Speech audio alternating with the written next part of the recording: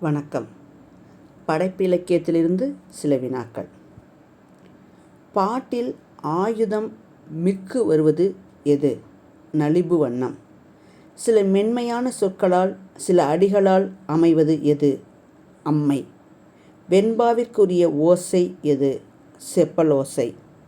அடிதோறும் முதல் எழுத்து ஒன்றிவரத் தொடுப்பதன் பெயர் என்ன? அடிமோனை.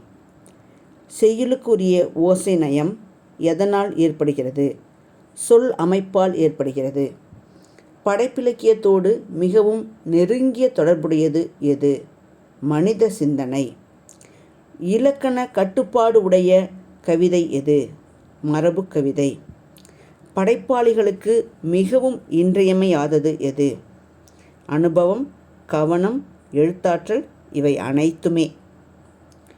புதுக்கவிதைகளில் காணப்படும் முக்கிய வடிவம் எது? படிமம், குறியீடு, அங்கதம் இவை அனைத்துமே முக்கிய வடிவங்கள். ஓரங்க நாடகத்தின் கால அளவு எவ்வளவு? 15 நிமிடங்கள். நன்றி.